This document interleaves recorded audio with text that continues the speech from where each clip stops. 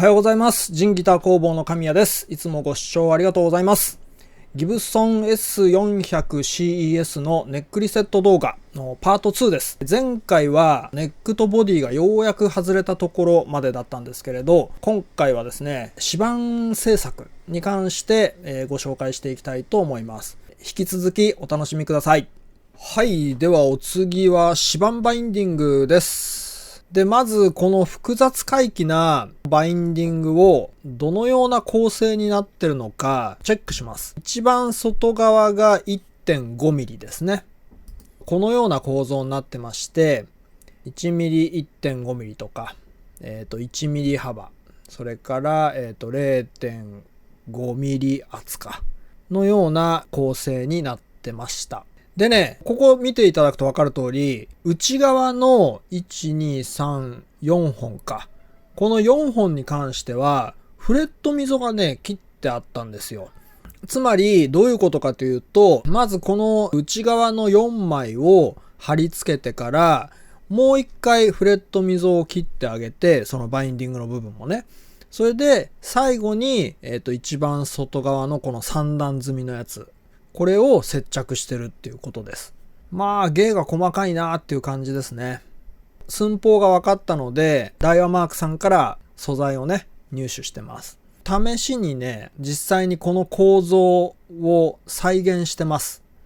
接着剤のねわずかな厚みとかも出てきてしまうのでちょっとね計算上よりかは厚くなることがほとんどなんですよ。 4.3 ミリ厚になりました。このバインディングを構成していくとわずか 0.3 ミリぐらいなんですけれど厚くなるっていうことも頭の中にちゃんとこう入れてそれで後々の指板の幅とか製作するときにその部分も考慮しながら指板製作していかないといけないんですね。スケールは 642 ミリスケールです。12フレット上だと321ミリですね。まず工作用紙で仮にあてがうための指板を作ります。この段階では両脇に 4.3 ミリのバインディングが来るということを考慮して、でその幅も計算に入れて作ってます。このギターの修理でもう一点厄介だったのがこのネックの幅っていうんですか、これがね一定じゃなかったんですよ。綺麗に直線が出ていないというか、ネックの中央付近に関しては約 0.5 ミリとかそのぐらい幅が狭かったんですね。要は綺麗に直線が出てないのでちょっとその辺もね十分練って考えて作っていかないとまずかったので非常にこれ苦労しましたね。でなんだかんだいろいろ計算しつつ一応これでいけるだろうという当たりがついたので実際にこれから指板を製作していきます。でまず指板の厚みを整えてるところですね。でお次はこれは接着面側になる面ですね。ドラムサンダーのペーパーって結構粗いので150番とかで平らにならしてるところです。これ最終的に接着する段階では240番まで綺麗に仕上げてそれで接着してますけれど、次はバンドソーで大まかに指板の幅をカットします。違うや、ごめんなさい。この段階では真四角になるように指板をカットしてます。ナット側とエンド側で指板の幅って違いますけれどその通りにカットするんじゃなくて長方形にカットしてます。でこれはなぜかっていうと今度指板面に R をつけていくんですね。そのために長方形にしてます。でこれなぜ長方形にして指板の R を整えていくかっていうと手作業で削っていくので要は指板の形みたいに三角形にした状態で指板 R を削り込んでいくとどうしてもねナット側要はローフレット側木材の面積が少ないじゃないですか。そっちの方が多く削れてきちゃうんですよ。で気づくとエンド側の厚みよりナット側の厚みの方がちょっと薄くなっちゃったっていうことがあるんですね。あえてこの段階では長方形にカットした状態でまず指板面の R を整えていくことにしてます。でこれは側面にこういうふうに毛書きを書いてます。イラストレーターでまずこのようにね12インチ R を再現するんですよ。指板材をこのように厚み 6mm に設定しました。さっきカットした大きさが、55mm ですね、幅が。一番外側でどのぐらい削ったら12インチ R になるのかっていうのをイラストレーター上でこう再現してみると、一番端っこで約 1.25mm 削り込んでいけば12インチ R になるっていうふうに分かったんですね。ですからだいたいこの毛書きの段階で 1mm 弱ぐらいのところに毛書きをしてます。はい。でそれで、12インチ R にしていくんですが、まずは大まかにカンナでこうやって削っちゃいます。粗めのペーパーでもう本当に100番とかですね、こうやってガシガシと削ってきます。さっき言ったようにこの段階でこの指板の幅が違うと削り込むね量がだんだんこう差が出てきちゃうんですよね。これで12インチ R が完成しました。でこの段階ではまだまだアバウトでいいです。だいたい12インチ R 出てれば OK ですね。この後ポジションマークも入れなきゃいけないですし、いろいろまたすってきますから、だいたい8割9割ぐらいの完成度でいいです。でその次にレーザーで印をつけていきます。印と、それからフレットの溝ですね、同時につけていきます。フレットの溝は前のマーチンの時にお話ししたと思うんですけれど、中心に対して両側2本プラスしてます。合計3回こうやってレーザーでカットすることによってだいたいフレットの溝幅分ぐらいが掘れるんですね。もちろんこの後にちゃんとフレット用のノコギリで切っていきますけれど、ポジションマークを刻印しているところです。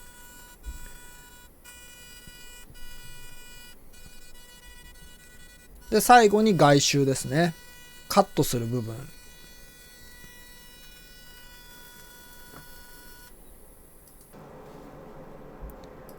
はい、こんな感じで、正確にカットする部分の刻印ができました。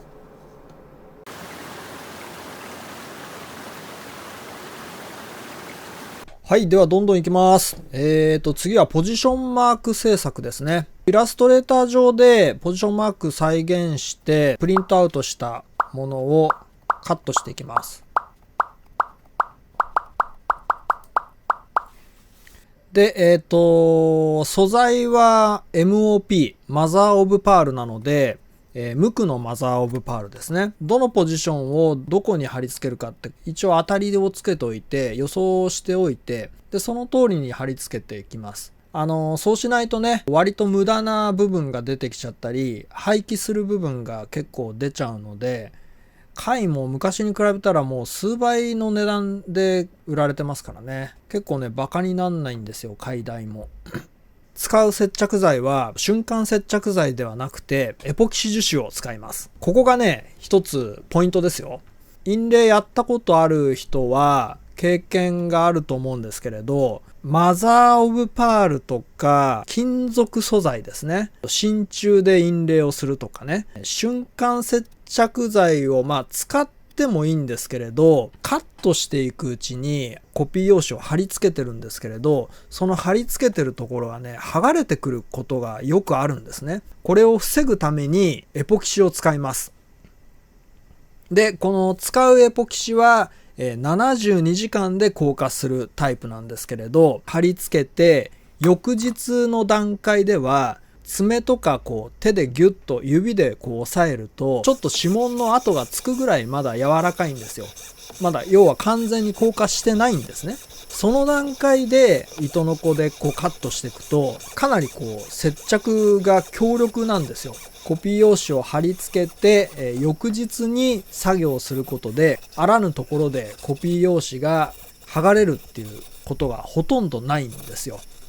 最後ベルトサンダーでこういうね幾何学的な模様であればこの面の部分を修正できますから、全部のポジションマークをこうやってベルトサンダーで綺麗に整えてます。次は指板材のカットですね。カットと成形ですね。印泥の時に使う方法なんですけれど、ちょっとご紹介しますね。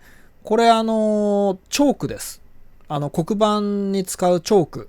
これをこのように指板面全体にこう塗りたくってあげて、その後ね、手でゴシゴシって擦るんですよ。そうすると、こういうように溝にこのチョークが残って線がね、見やすくなるんですね。今回のケースに関しては、なんかね、見にくくなったので、このチョークの方法はやめました。綺麗に拭き取って糸のこでカットしてるところですね。で、前にも話しましたけれど、この段階でなぜバンドソーを使わないで糸のこを使うかというと、バンドソーだと裏側がね、チップしやすいんですよ。木材がかけやすいんですね。目の細かいこの糸のこの刃で切ってます。最終的なもう 0. 何ミリっていう世界は、ベルトサンダーで少しずつ当てていって、寸法を測ってはもう一回当ててっていう感じで、それで最終的な形にまで整えてます。で、これはナットの部分ですね。糸のこでカットした両脇の端材は必ず取っておいてください。後で必要になりますから。先端をこう今ベルトサンダーで削ろうとしてるんですけれど、両脇がこう斜めにカットされてるもんですから直角じゃないんですよね。なのでさっきカットしたこの端材が生きてくるんですよ。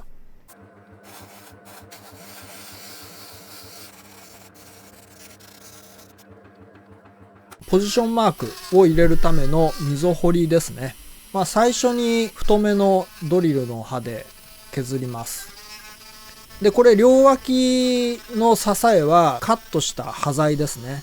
全く一緒の厚みですから、こういうところで端材ってね、生きてくるんですよ。活用できるんですね。指板製作の際はカットした端材は取っといた方がいいと思います。徐々にこう細いドリルの刃にしていって、でこういう風にぴったり収まればこれで OK ですね。今回はコピー用紙を全部剥がしました。別に剥がさなくてもいいんですよ。コピー用紙を剥がしてから埋めた方が削る量が少なくて済む。たまたまコピー用紙は剥がしました。エポキシ樹脂で埋めていきます。エポキシ樹脂は黒色にしてます。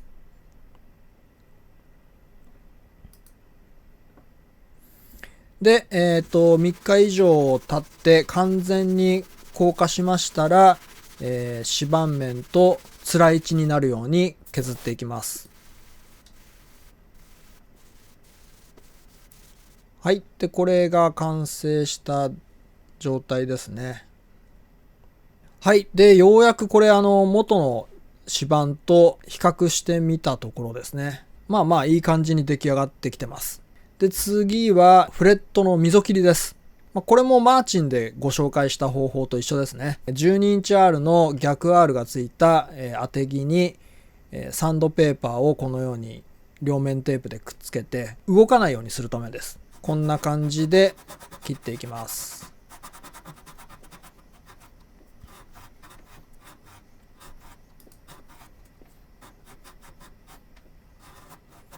こう意識的にこの側面の部分に刃をあてがってそれで切っていきます。全く何もない状態から切る場合は結構注意が必要なんですけれど、もう事前にレーザーで溝の部分っていうのはある程度こう掘れてますから、最終的にしっかりした溝にするために掘ってるので、そんなね刃がブレたりすることはないんですよ。あらかじめレーザーで加工できた場合に関しては割と楽に作業できます。もちろんね、楽器としても出来上がった状態、ネックとして出来上がった状態に対してレーザー加工機は使えませんから、あくまで指板をゼロから作る時にしかレーザー加工機は使えないですけどね。フレット用のミニルーターの刃で溝を掘っていきます。一応この段階までやって初めて溝は完成ですね。このケースの場合はその後バインディング貼ってからもう一回溝を切らなきゃいけなかったんですけれど、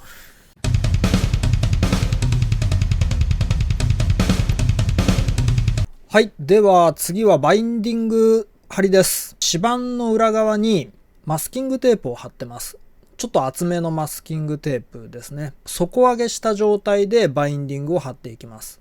で、後で接着面をバインディングごときれいに平坦にするためですね。このマスキングテープがない状態でバインディングを貼ってしまうと、そのバインディングとその指板面が平坦に辛い位置にならないことがたまにあるんですね。バインディングも一緒に削り込んでいって、最終的に接着面を完全なフラットにするためにこのような方法をやってます。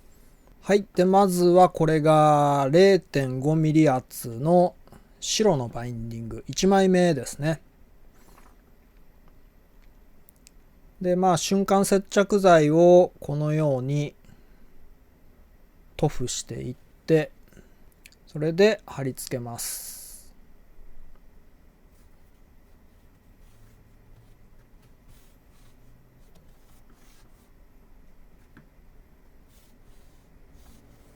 次が2枚目ですね。これも厚みが 0.5 ミリ。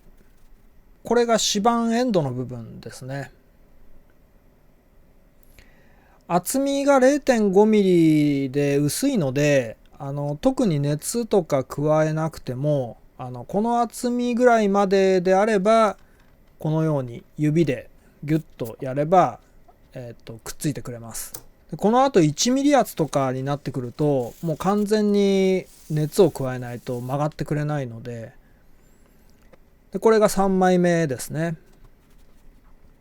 4枚目。そう。で、この4枚目は厚みが1ミリなんですよ。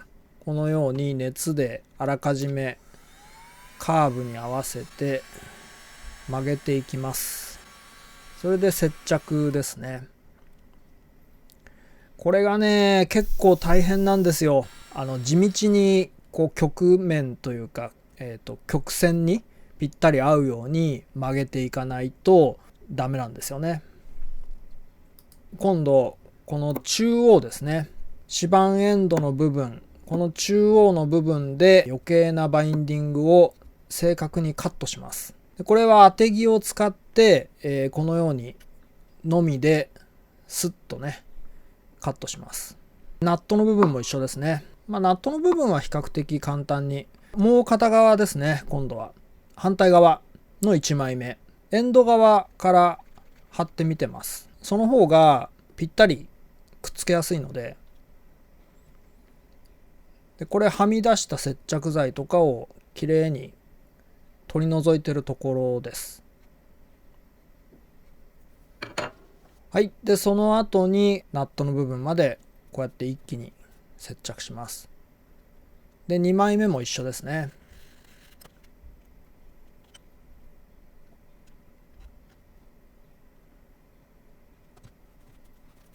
で、次は3枚目。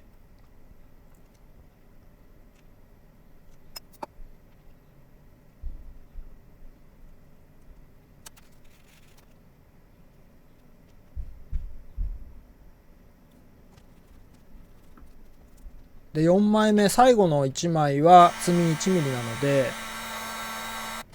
で、同じくドライヤーで温めて、形を整えてから接着ですね。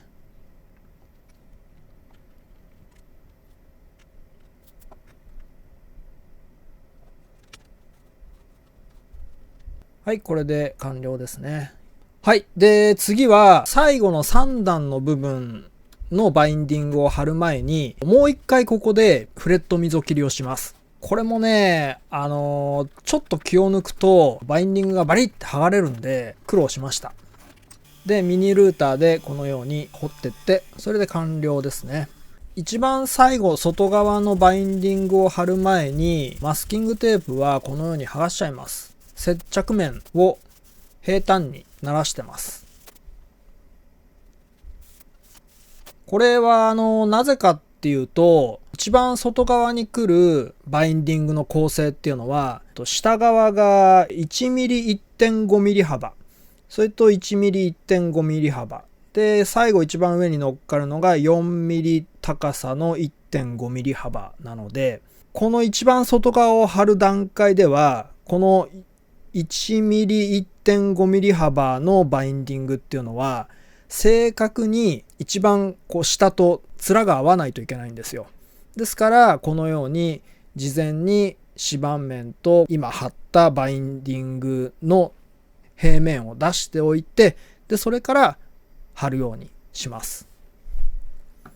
これがですね、実際の作業をしているところなんですけれど、まずこの白黒白をこの部分に重ねて置いてあげて、指板側に接着剤を塗布して、それでギュッと押さえつけるようにして一気に貼ってます。で、反対側もそうですね。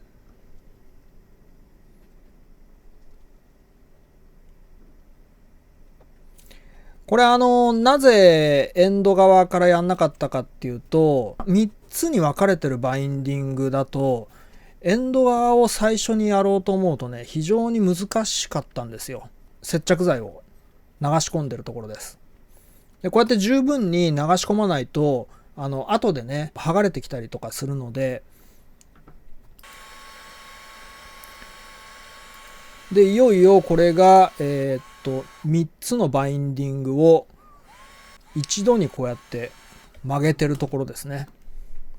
これがね、非常に手間がかかりました。もうね、何度熱を加えてこう曲げても、なかなかね、密着してくれなかったんですよ。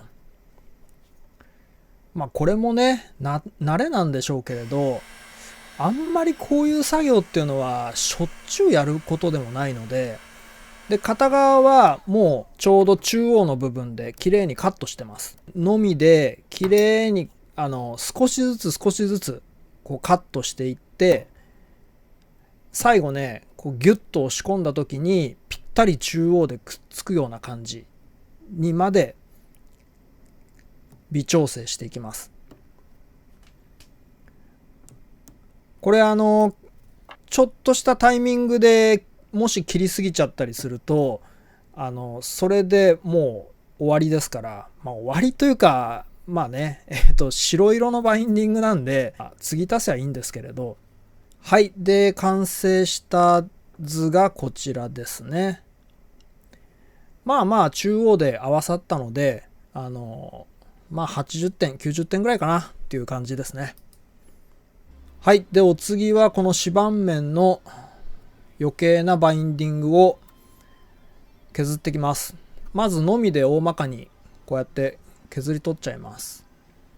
で、裏側もこうやってきれいにならしていきます。接着剤の残りカスをきれいにするぐらいですね。もうそれだけで平面は出ますので。で、その後に、指板 R をきれいに整えていきます。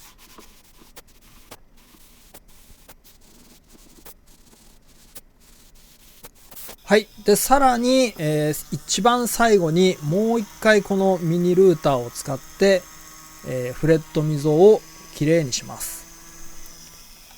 接着剤とかね、いろいろこう流し込んでたりするので、割とね、端っこの部分っていうのは溝が浅くなってたりするんですよ。で、これは側面をペーパーが消してるところですね。この部分も接着剤を削り取るっていうような感じです。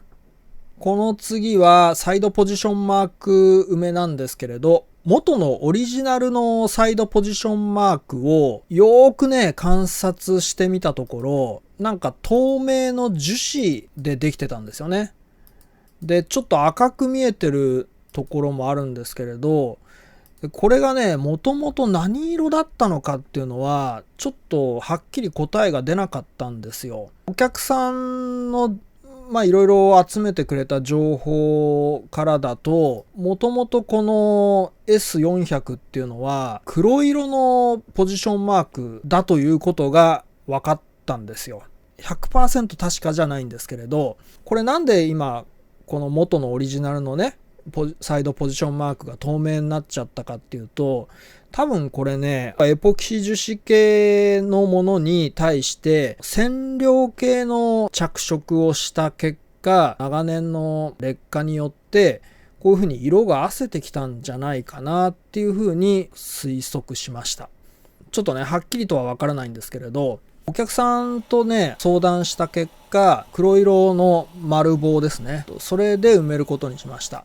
でそうすると位置がね、一番外側のバインディングってこのように黒色が入ってるじゃないですか。オリジナルを見るとここにかぶさるようにポジションマークが打ってあったんですね。バインディングの黒とサイドポジションの黒でこう同化しちゃって見にくいんじゃないですかっていう風なアドバイスもしたんですけれど、オリジナルの位置を尊重して同化しちゃって見にくくなるのは承知の上で、この位置にサイドポジションマークを施しました。